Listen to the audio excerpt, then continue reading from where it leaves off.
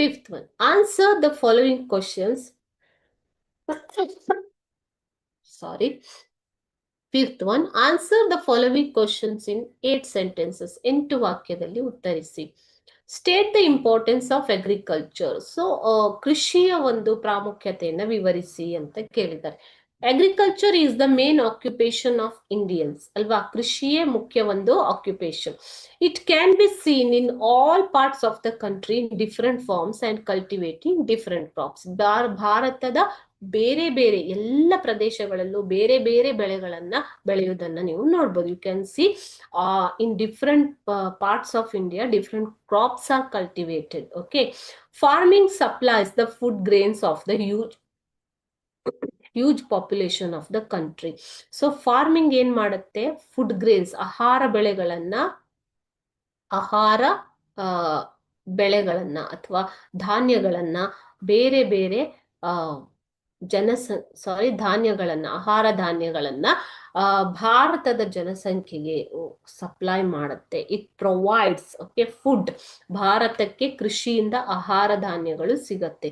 ಅದೇ ರೀತಿ it is life subsistence occupation, ಜೀವನೋಪಾಯ. It and provides more employment opportunities than all other sectors of economy. ಭಾರತದ ಆರ್ಥಿಕತೆಯಲ್ಲಿ ಕೃಷಿ ಅತಿ ಹೆಚ್ಚು ಉದ್ಯೋಗಗಳನ್ನ ಮತ್ತು ಜೀವನೋಪಾಯಗಳನ್ನ ನಿರ್ಮಿಸಿಕೊಟ್ಟಿದೆ ಅಂತ ಹೇಳ್ತಾರೆ. Okay, so it is life subsistence ಅಂತಂದ್ರೇನು, ಜೀವನೋಪಾಯ. And provides more employment opportunities, ಅತಿ ಹೆಚ್ಚು ಉದ್ಯೋಗಾವಕಾಶಗಳನ್ನ ಬೇರೆ ಯಾವುದೇ ಸೆಕ್ಟರ್ಗಿಂತ ಕೃಷಿ ಅತಿ ಹೆಚ್ಚು ಉದ್ಯೋಗಾವಕಾಶಗಳನ್ನ ಒದಗಿಸಿ ಕೊಟ್ಟಿದೆ.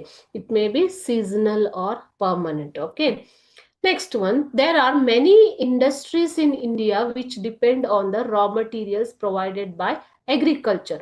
So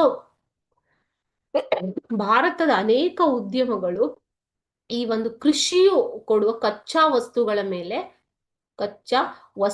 ಮೇಲೆ ಡಿಪೆಂಡ್ ಆಗಿದ್ದಾವೆ. ಓಕೆ, ಸೊ ಕೃಷಿಯಿಂದ ಬರುವಂತಹ ಬೈ ಪ್ರಾಡಕ್ಟ್ಸ್, ಬೇರೆ ಬೇರೆ ಉಪ ಉತ್ಪನ್ನಗಳನ್ನ ಇಂಡಸ್ಟ್ರಿ ಉದ್ಯೋಗಿಗಳಿಗೆ ಒದಗಿಸಿ ಕೊಡಲಾಗತ್ತೆ, ಉದ್ಯಮಗಳಿಗೆ ಒದಗಿಸಿ ಕೊಡಲಾಗತ್ತೆ.